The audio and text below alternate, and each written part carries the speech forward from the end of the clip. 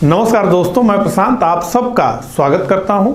इस लेक्चर में हम डिस्कस करेंगे पिछले एक वर्ष के दौरान जो अंतर्राष्ट्रीय घटनाक्रम रहे, उसमें जो मुद्दे महत्वपूर्ण रहे उन्हें इस लेक्चर में हम डिस्कस करेंगे।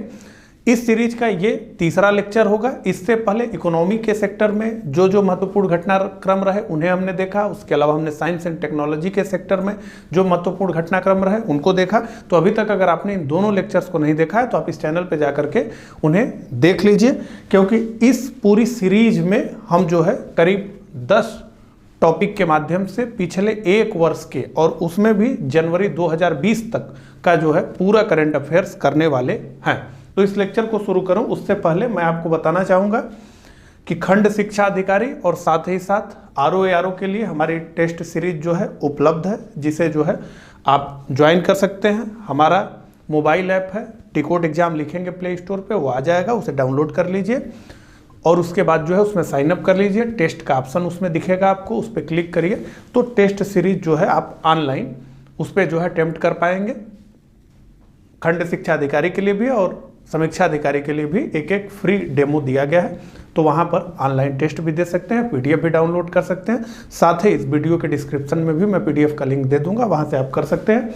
अगर कोई दिक्कत हो तो ये जो नंबर दिया गया है इस पर जो है आप संपर्क कर सकते हैं, ठीक है। तो इस लेक्चर में पूरे एक वर्ष के दौरान जो महत्वपूर्ण अंतर्राष्ट्रीय घटनाक्रम रहे उन्हें हम देखेंगे एक एक करके। तो सबसे पहले हम बात करेंगे कि गोलन पहाड़ियों को इजरायली क्षेत्र के रूप में मान्यता अमेरिका ने दे दिया है। तो ये एक बहुत बड़ा जो है इनिशिएटिव था जिसे जो है ट्रंप की सरकार ने ले लिया है, क्योंकि ये जो गोलन हाइट है, जो गोलन की पहाड़ियां हैं, इस पे जो है इजराइल का अधिकार तो 1967 के दौरान से ही है। ये सीरिया का क्षेत्र पहले था, इजराइल ने जो है 67 में जो युद्ध हुआ तो अपने अधिकार में गोलन हाइट को कर लिया। लेकिन किसी भी दुनिया के देश ने गोलन हाइट को इजरायली क्षेत्र के रूप में मान्यता नहीं दी। और कहीं ना कहीं जो है मध्य पूर्व से पूछे जाने वाले प्रश्नों में आईएएस में भी पूछा गया था 2015 में, गोलन हाइट से लेकर के काफ़ी प्रश्न पूछे गए हैं।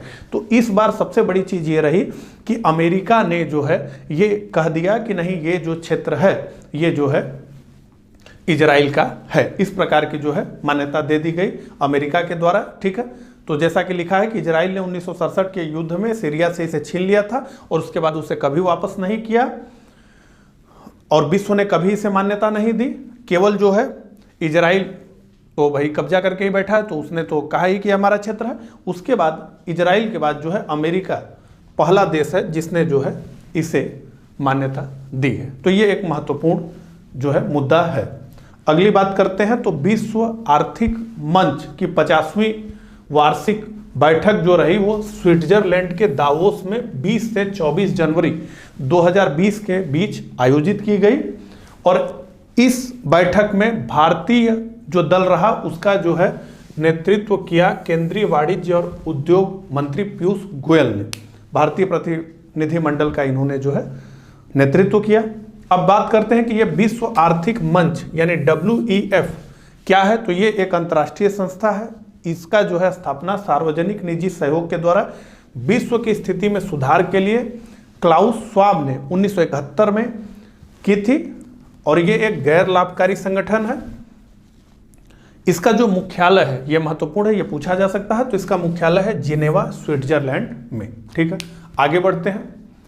SCO के 8 अजूबों में स्टैचू ऑफ यूनिटी को जो है स्थान दे दिया गया। तो संघाई कोऑपरेशन यूनिटी के 8 अजूबों में शामिल कर लिया गया भारत के स्टैचू ऑफ यूनिटी को। और इस समूह में भारत के अलावा पाकिस्तान, चीन, कजाकिस्तान, किर्गिस्तान, रूस, तजाकिस्तान और उज्बेकिस्तान जैसे देश शामिल हैं। तो जैसा कि हम जानते हैं स्टैचू ऑफ यूनिटी का अनावरण 31 अक्टूबर 2018 को किया गया और एक वर्ष के बाद ही स्टैचू ऑफ यूनिटी को रोजाना देखने वाले, ऐसा अनुमान भी था कि बहुत ज़्यादा पर्यटक आएंगे, की संख्या अमेरिका के 133 साल पुराने स्टैचू ऑफ लिबर्टी के पर्यटकों से ज़्यादा हो गई है। और ये आंकड़ा है कि लगभग रोजाना 15,000 देसी विदेशी पर्यटक जो है स्टैचू ऑफ यूनिटी को देखने के लिए जा रहे हैं। आगे बढ़ते हैं। तो पश्चिमी अफ्रीकी देश ने जो है अपना नया साझा मुद्रा जारी कर दिया है। इससे पहले इनकी जो मुद्रा थी वो था CFA फ्रैंक, ठीक है। तो ये जितने देश हैं 8 अफ्रीकी देश, Ivory Coast, Mali, Burkina Faso, Benin, Niger, Senegal, Togo और गिनी बिसाऊ, ठीक है। तो गिनी बिसाऊ को अगर हम छोड़ दें तो ये जो 7 देश हैं ये फ्रेंच उपनिवेश थे, ठीक है। बाद में तो इन्हें स्वतंत्रता मिल गई, लेकिन इनकी जो मुद्रा रही वो CFA फ्रैंक ही बनी रही, और साथ ही साथ जो है इनके मुद्रा पर जो कंट्रोलिंग अथॉरिटी थी वो जो है फ्रांस का ट्रेजरी उसे कंट्रोल करता था। तो अब ये औपनिवेशिक काल से ही चला आ रहा था, कॉलोनियल इरा से ही ये व्यवस्थाएं जो है चली आ रही थी। तो अब इसको इन लोगों ने ये तय किया कि हमें इसको जो है बदलना है। तो अब इको के नाम से जो है नाम भी बदल दिया, एक नई मुद्रा का इन्होंने चलन किया है, और जो है अब फ्रांस का कोई भी हस्तक्षेप इनके मुद्रा में नहीं है। इससे पहले ये जो CFA फ्रैंक था, इसमें आप देख रहे हैं इस मुद्रा की गारंटी फ्रांसीसी कोष द्वारा दी जाती थी। तो ऐसी कोई गारंटी अब जो है फ्रांसीसी कोष द्वारा इसमें नहीं दी जाती है। अगला अमेरिकी स्पेस फोर्स लॉन्च किया गया है। ये क्या है? तो दिसंबर 2019 में मिलिट्री स्पेस फोर्स को लॉन्च किया गया है। इसका उद्देश्य क्या है? तो उद्देश्य इसका है कि अंतरिक्ष में अमेरिकी प्रभुत्व को कायम और सुरक्षित रखना है। इसके तहत क्या करना है? तो इसके तहत सैनिकों को अंतरिक्ष में नहीं भेजना है, बल्कि जो है जमीन पर ही रहकर स्पेस फोर्स राष्ट्रीय सुरक्षा, उपग्रहों की सुरक्षा और अन्य अंतर्राष्ट्रीय संचार वाहनों की सुरक्षा के लिए कार्य करेगा। और इसे जो है यानी स्पेस फोर्स को जो है अमेरिकी सेना का 6ठा अंग कहा गया है, ठीक है। आगे बढ़ते हैं। तो सऊदी अरब जो है G20 की अध्यक्षता करेगा। नवंबर 2020 में सऊदी अरब की राजधानी रियाद में G20 शिखर सम्मेलन का आयोजन किया जाएगा। तो ऐसे पूछ लेता है, ठीक है। तो नवंबर 2020 में रियाद में सऊदी अरब में G20 शिखर सम्मेलन का आयोजन किया जाएगा, और यह अरब क्षेत्र में किया जाने वाला पहला G20 शिखर सम्मेलन है, ठीक है। आगे बढ़ते हैं। बाकी सऊदी अरब के बारे में लिखा गया है। जेरे बोल्सोनारो बने 71वें गणतंत्र दिवस के मुख्य अतिथि। तो 71वें गणतंत्र दिवस जो इस बार 26 जनवरी 2020 को मनाया गया, उस पे जो है ये मुख्य अतिथि के रूप में आए। एक 7 मंत्रियों के प्रतिमंडल के साथ ये जो है आए, और 4 दिवसीय इनकी यात्रा रही, ठीक है। और ये कौन है? तो जेयर बोल्सोनारो जो हैं ये ब्राजीलियाई राजनेता और सेवानिवृत्त सैन्य अधिकारी है, जो कि 1 जनवरी 2020 से ब्राजील के 38वें राष्ट्रपति बने हैं। तो ये एक महत्वपूर्ण फैक्ट है, इसको जो है याद रखने की जरूरत है। ब्रिक्स शिखर सम्मेलन के दौरान प्रधानमंत्री जी ने इन्हें निमंत्रण दिया था।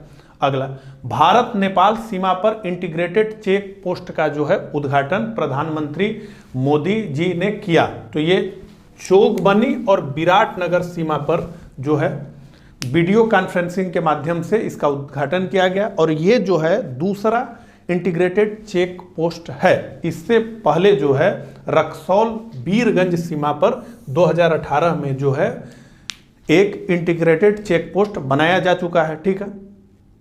अब ये क्या है इंटीग्रेटेड चेक पोस्ट जो है? तो भारत की सीमा पर व्यापार सहायता केंद्र के रूप में भी ये काम करेंगे। यह केंद्र द्विपक्षीय व्यापार को बढ़ावा देते हैं तथा सीमा पर लोगों की आवाजाही में सहायता करते हैं, ठीक है।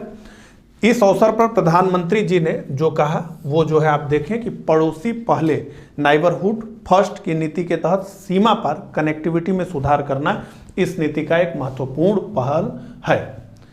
तो कटरीना सकेलारोपालू ग्रीस की प्रथम महिला राष्ट्रपति बन गई हैं। तो ग्रीस में अभी तक केवल पुरुष ही राष्ट्रपति बने थे। ये 63 वर्ष की हैं, और ये जो है यहाँ की 13वीं राष्ट्रपति होंगी। 13 मार्च 2020 को ये अपना पद भार ग्रहण करेंगे। WHO ने, वर्ल्ड हेल्थ ऑर्गेनाइजेशन ने 2020 को अंतर्राष्ट्रीय नर्स व प्रसाविका वर्ष घोषित किया है। तो international year of the nurse and the midwife के रूप में मनाने का ये निर्णय लिया गया है। तो ऐसे प्रश्न जो है पूछा जा सकता है कि विश्व स्वास्थ्य संगठन ने 2020 को किस रूप में मनाने का जो है निर्णय लिया। तो ये है international year of the nurse and the midwife, ठीक है। और ये अनुमान लगाया गया है विश्व स्वास्थ्य संगठन के द्वारा कि 2030 तक सार्वभौमिक यानी सबके लिए स्वास्थ्य कवरेज के लक्ष्य को हासिल करने के लिए 18 मिलियन, 1 मिलियन में 10 लाख हेल्थ वर्कर की आवश्यकता होगी। आगे बढ़ते हैं। तो हैदराबाद को विश्व का सबसे डायनामिक शहर बताया गया है JLL सिटी मोमेंटम इंडेक्स में, ठीक है। ये JLL क्या है, तो जोन्स लांग लासेल इंडेक्स में जो है विश्व का सबसे डायनेमिक शहर हैदराबाद को बताया गया है। इस पे बहुत सारे जो है पैरामीटर्स रहे, GDP वृद्धि दर, रिटेल का सेक्टर वहाँ कैसे चल रहा है, शहर में जो है रोजगार के अवसर कैसे हो रहे हैं, ये सारे पैरामीटर्स इसमें थे। तो इसमें जो है ये रियल इस्टेट की कंपनी है, जोन्स लांग लासेल अमेरिका की है, और विश्व भर के 129 शहरों का इसमें मूल्यांकन किया गया था। और इसमें हैदराबाद को, भारत के हैदराबाद को पहला स्थान मिला है, बंगलुरु को जो है और 5वें स्थान पर है चेन्नई, और 6ठे स्थान पर है दिल्ली। तो हैदराबाद के बाद बंगलुरु, उसके बाद 5वें स्थान पर चेन्नई और 6ठे स्थान पर दिल्ली है। और इसमें जो टॉप 20 शहर रहे हैं दुनिया के, उसमें से 7 भारतीय शहर हैं। आगे बढ़ते हैं। तो यूनाइटेड नेशन ने साइबर अपराध पर नई नीति के प्रस्ताव को मंजूरी दे दी है। ये प्रस्ताव प्रस्तावित किया गया था रूस की तरफ से। तो 27 दिसंबर 2019 को साइबर अपराध का मुकाबला करने के लिए अंतर्राष्ट्रीय नीति निर्माण हेतु प्रस्ताव को मंजूरी दी है। इस ड्राफ्ट में क्या कहा गया है, तो इसमें यह कहा गया है कि एक विशेषज्ञ समिति की स्थापना की जाएगी जिसमें विश्व के सभी क्षेत्रों को शामिल किया जाएगा, और इसके लिए अगस्त 2020 में एक बैठक होगी कि किस प्रकार से ये सारी चीजें चलेंगी। अब इसमें जो है बुडापेस्ट कन्वेंशन की बात करना जो है जरूरी है। तो बुडापेस्ट कन्वेंशन जो है वो साइबर अपराध पर प्रथम संधि थी। अब आप जानते हैं कि सारे अपराध जो है साइबर अपराध में ही बदल चुके हैं, सारा काम जो है ऑनलाइन हो गया है। तो वर्तमान में संयुक्त राष्ट्र के तहत एकमात्र ऐसी संधि है जिसका संबंध साइबर अपराधों से है। तो ये एक महत्वपूर्ण फैक्ट है। तो बुडापेस्ट कन्वेंशन को याद रखने की जरूरत है। तो भारत और जापान समुद्री वार्ता का जो है आयोजन किया गया दिसंबर 2019 में। 5वें दौर का आयोजन जापान की राजधानी टोक्यो में किया गया, और इस वार्ता के दौरान दोनों देशों ने समुद्री सहयोग को और मजबूत करने पर सहमति प्रकट की है। आगे बढ़ते हैं। तो पुर्तगाल ने गांधी सिटीजनशिप एजुकेशन प्राइज की स्थापना की। ये एक महत्वपूर्ण विषय है, तो इस पर थोड़ा सा रुक करके हम बात करते हैं। तो पुर्तगाल के जो प्रधानमंत्री हैं अंतोनिया कोस्टा ने गांधी सिटीजनशिप एजुकेशन प्राइज की स्थापना की घोषणा की। गांधी के आदर्शों को बढ़ावा देने का ये कार्य करेगा, ये जो प्राइज ये दे रहे हैं।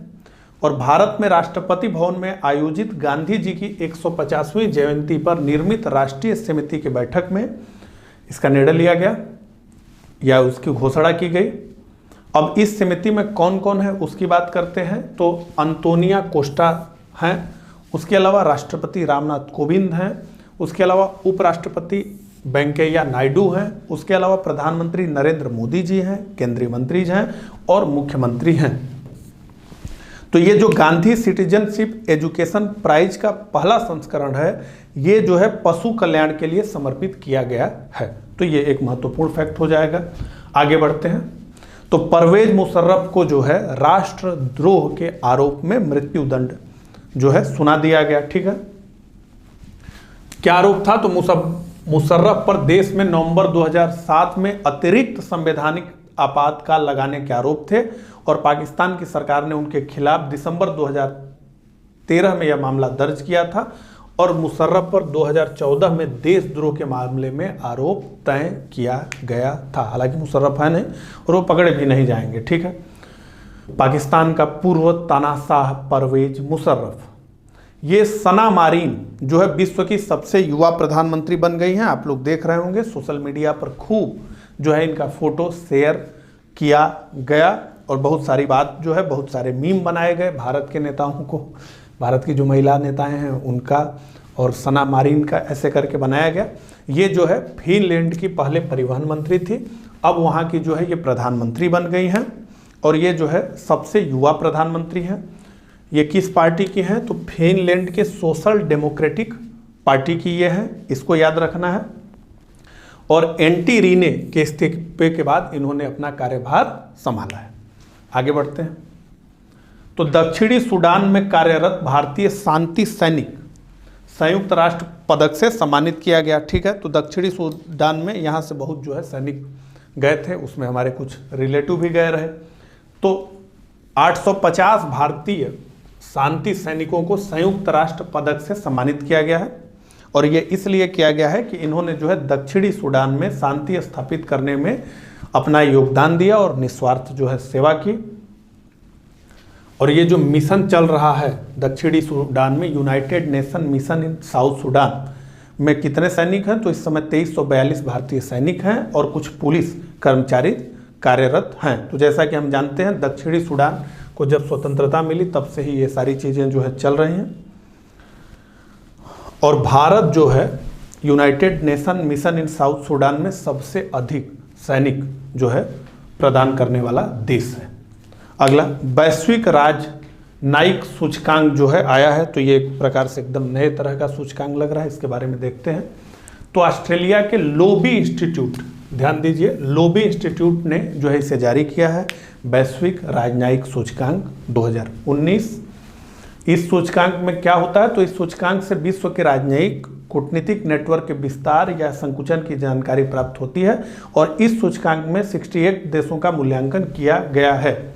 इस सूचकांक के अनुसार अमेरिका सर्वाधिक देशों के दूतावास तथा वाणिज्यिक दूतावास कॉन्सुलेट अमेरिका में 342 राजनयिक पोस्ट हैं। इस मामले में चीन 256 पोस्ट के साथ दूसरे स्थान पर।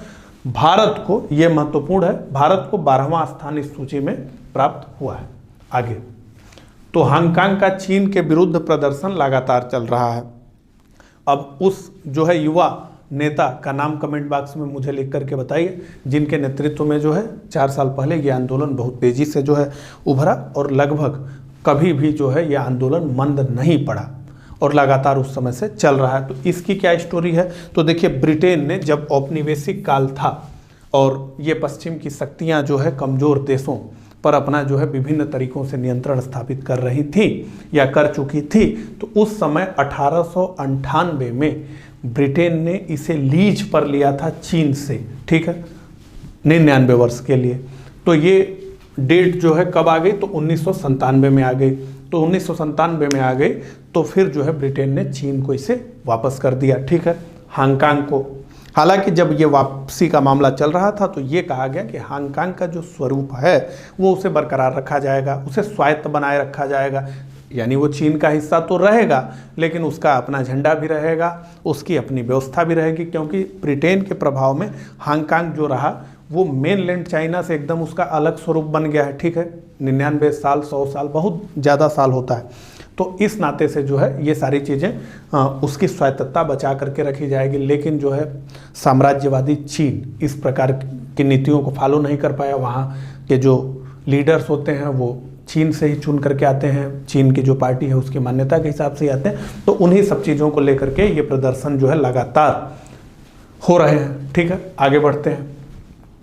तो इजराइल में 5000 वर्ष पुराने शहर की खोज का दावा किया गया है और ये जो है कहा जा रहा है कि ये कांस युग का जो है कि शुरुआती दौर का शहर है। कहाँ पर ये पता चला है? तो ये अक्टूबर 2019 में इसका पता चला है। और इजराइल का जो प्राचीन कालीन पुरातात्विक प्राधिकरण है उसने जो है इस स्थल को एन एसूर, ध्यान दीजिएगा, एन एसूर नाम दिया है और तेल अबीब से लगभग 50 किलोमीटर उत्तर में स्थित ये 65 हेक्टेयर क्षेत्र में फैला जो है शहर है और ये माना जा रहा है कि वहाँ की जनसंख्या 6000 रही होगी। ठीक है, तो अब इस पर क्या आगे बात होती है वो तो बाद में पता चलेगा। जब से जो है भारत का विभाजन हुआ था तभी से जो है पाकिस्तान के सियालकोट में स्थित तेजा मंदिर, ये जो है एक शिवालय रहा है। ये मंदिर जो है 72 वर्षों के अंतराल के बाद दोबारा से जो है जुलाई 2019 में खोला गया है। तो बंद क्यों था? तो बंद इसलिए था कि दंगों में इस मंदिर को नुकसान पहुंचा था और इसके बाद से ही ये मंदिर बंद पड़ गया और कई मंदिर तोड़ दिए गए पाकिस्तान में, कई क्या हजारों के हजारों, सैकड़ों मंदिर ऐसे हैं जिनमें ताला बंद है। वो सारी चीज़ें जो दिक्कतें हैं, जो CAA के माध्यम से उन्हें जो किया जा रहा है कि भारत में जो है स्थान देने का काम, तो बहुत सारी दिक्कतें अल्पसंख्यकों के साथ है। अब ये देखिए, ये जो है हमने पहले भी इसको जो है अपडेट किया था PCS के समय, तो ये प्रश्न जो है सीधे सीधे पूछा गया था, भारत नेपाल के बीच पहली पेट्रोलियम पाइपलाइन, ठीक है। और वो उसमें स्थान पूछा था कि कहाँ से कहाँ तक जो है ये कर रहा है। तो बिहार के यानी भारत के मोतिहारी और नेपाल के अमलेखगंज के बीच क्रॉस बॉर्डर पेट्रोलियम उत्पादों की पाइपलाइन का ये उद्घाटन किया गया। ये 69 किलोमीटर लंबी पाइपलाइन है और भारत की ये पहली ट्रांसनेशनल यानी देश के बाहर पेट्रोलियम पाइपलाइन है और दक्षिण एशिया का पहला तेल पाइपलाइन कॉरिडोर ये है, ठीक है। तो प्रधानमंत्री नरेंद्र मोदी जी भारत के और नेपाल के प्रधानमंत्री KP शर्मा ओली ने संयुक्त रूप से जो है इसका उद्घाटन किया था। इस बार के PCS में इससे प्रश्न पूछा गया था। आगे, तो जापान में रीवा युग का शुरुआत हो गया है। क्यों शुरुआत हो गया है? तो जो है नारुहितो जो इससे पहले युवराज थे, उन्होंने जो है अपना शासन प्रारंभ कर दिया है। तो जब भी जापान का कोई राजा अपना शासन प्रारंभ करता है यानी वो राजा बनता है, तो उसको जो है एक नया युग माना जाता है और उस नए युग का नाम दिया जाता है। तो जैसे जो अकिहितो थे, जो इससे पूर्व राजा थे जापान के, वो 1989 में जब गद्दी पर बैठे, तो उस समय से लेकर के 2019 तक हिसेई युग चल रहा था। अब जबकि नए राजा आ गए हैं जापान में, नारुहितो, तो अब जो है यहाँ पर रीवा या रेवा युग का प्रारंभ हो गया है। कुछ बात मैं जापान के राजशाही से जुड़ी हुई आपको बताना चाहूँगा।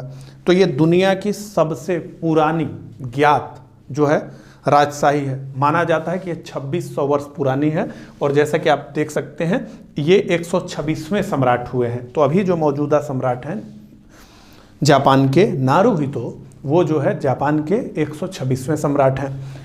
जापान के लोग अपने राजा का नाम नहीं लेते, इसलिए इनका जो घर का नाम होगा या जो माता पिता ने इनका नाम रखा है वो नाम कोई दूसरा होगा। तो Naruhito, Hirohito second world war के दौरान, और इनसे पहले अकिहितो, ये लोग जो है जनता इनको नाम देती है। इनका जो ओरिजिनल नाम होता है वो अलग होता है, ठीक है। सबसे पुरानी ये राजशाही मानी जाती है और अपने राजा पर जो है जापानियों का बहुत अधिक भरोसा रहा। सेकेंड वर्ल्ड वार में जो है कई बार ये बात कही गई कि अगर आपको जीवित भगवान देखना हो इस धरती पर कि भगवान कैसा होता है, अगर उसे जीवित देखना चाहते हैं आप, तो आप जो है जापान के राजा को देख लीजिए, वो जीवित जो है भगवान है, ठीक है। और कहीं ना कहीं अपने राजा से ही उनको वो प्रेरणा मिल रही थी जिस शक्ति का प्रदर्शन सेकेंड वर्ल्ड वार में उन्होंने किया। और कहीं ना कहीं जो है सारे जो वार क्रिमिनल्स थे, जो देश हारे उनके जो लीडर्स थे सेकेंड वर्ल्ड वार में, वो वार क्रिमिनल बना दिए गए। यही होता है, विजेता पक्ष जो है हारे हुए पक्ष के नेताओं को वार क्रिमिनल बना देता है। हिटलर कैसे गया, मुसोलिनी कैसे गया, आपने सब देखा ही। लेकिन जापान पूरी तरह से 2 बम गिराने के बाद, परास्त होने के बाद भी ये शर्त थी कि राजा को छुआ नहीं जा सकता और अमेरिका की हिम्मत नहीं हुई कि राजा को जो है किसी भी प्रकार की सजा वो दे सके, ठीक है। इसके बाद बात करते हैं ताइवान में समलैंगिक विवाह को मान्यता दे दी गई है, ठीक है। तो पुरुष पुरुष से विवाह, स्त्री स्त्री से विवाह जो है कर सकती है। तो ये ताइवान जो है पहला एशियाई देश बन गया है जिसने ऐसा काम किया है, ठीक है। समलैंगिक विवाह को मान्यता दे दी है। आगे, तो ये भी प्रश्न आया था, थॉमस कुक से भी प्रश्न आया था और इस पर भी हमने डिटेल में चर्चा की थी कि ब्रिटिश ट्रैवल कंपनी, बहुत नामी कंपनी थॉमस कुक ने सितंबर 2019 में दिवालिया होने की घोषणा कर दी थी। और ये जो थॉमस कुक है ये 1841 में जो है स्थापित हुई थी और इंग्लैंड के सिस्टशायर में जो है इसका स्थापना हुआ था। और ये इतनी बड़ी कंपनी थी कि ये जब बंद हुई, जब ये घोषणा हुई कि ये बंद हो रही, तो इसके 6 लाख पर्यटक विभिन्न शहरों में फंस गए।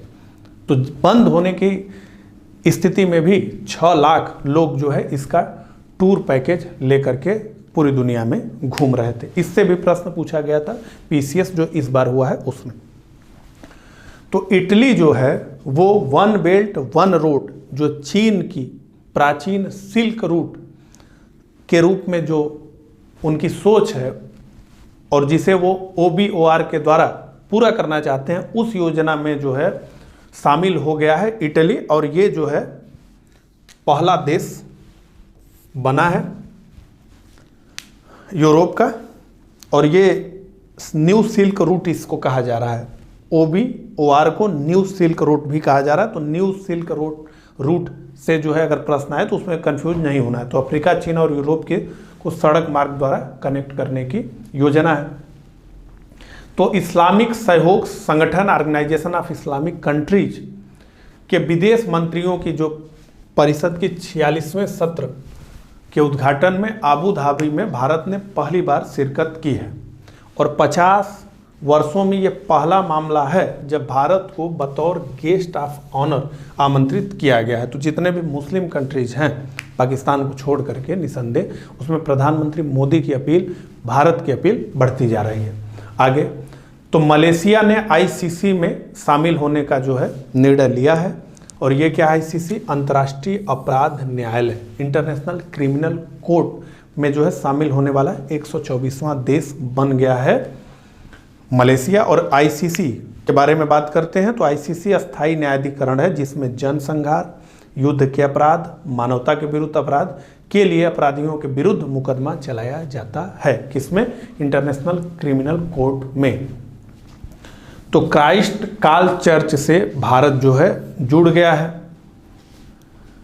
अब ये क्या है? तो इसकी शुरुआत, ये क्राइस्ट चर्च की शुरुआत फ्रांस और न्यूजीलैंड द्वारा शुरू की गई। और Christchurch call to action का जो उद्देश्य है वो है आतंकवाद पर एक उपकरण के रूप में सोशल मीडिया के उपयोग रोकने के लिए चरमपंथी हिंसा और इंटरनेट पर नफरत फैलाने वाले भाषणों को रोकना। तो हम देखते हैं कि कोई भी एक पिक्चर सर्कुलेट हो जाती है और उससे जो है दो वर्गों में तनाव बढ़ जाता है, इस तरह की चीज़ें होती हैं। तो उन पर ये जो है नज़र रखेगा। और एक प्रश्न और आया था, तो एक ही वीडियो से, जैसे मैं अभी इसमें डिटेलिंग में आपको सारी चीज़ें बता रहा हूं, और इसी से मैं आपको बताना चाह रहा हूं कि 3 PCS में क्वेश्चन सीधे सीधे बने थे एक लेक्चर से, जो कि 25 मिनट का था। उसमें से एक ये भी था। ये पिछले वीडियो इस जो है चैनल पे पड़े हुए होंगे, आप जाके देख सकते हैं, ठीक है। और PCS का पेपर भी, तो ये भारत भूटान से जुड़ा हुआ भी प्रश्न पूछा गया था, ठीक है। मांगदेहु विद्युत परियोजना से जुड़ा हुआ, तो प्रधानमंत्री नरेंद्र मोदी जी ने अगस्त में भूटान यात्रा के दौरान अपने 720 मेगावाट की मांगदेहु विद्युत परियोजना का उद्घाटन किया। तो इससे भी प्रश्न जो है पूछा गया था और उस वीडियो में हमने इन सब चीज़ों को कवर किया था। तो इसलिए जो भी डेटा हम इसमें देते हैं, चूँकि हम लिख करके देते हैं कि ताकि आपको जो है जब इस पूरे लेक्चर को हम कंप्लीट कर लें तो आपको एक PDF दे सके, ठीक है। इसीलिए, और कोई भी गलती ना हो इसलिए सारी चीज़ें जो है एक क्रम से हम लिख देते हैं। तो कभी कभी ऐसा भी लगता होगा आपको कि सारी चीज़ें पढ़ी जा रही हैं, हालांकि ये फॉर्मेट ठीक है कि कोई भी जो है उस तरह की दिक्कत ना आए। तो मुझे कमेंट करके ज़रूर बताइएगा कि आज का ये मेरा प्रयास आपको कैसा लगा। तो मिलता हूँ इसी तरह के अगले लेक्चर में, तब तक के लिए आप सभी को नमस्कार।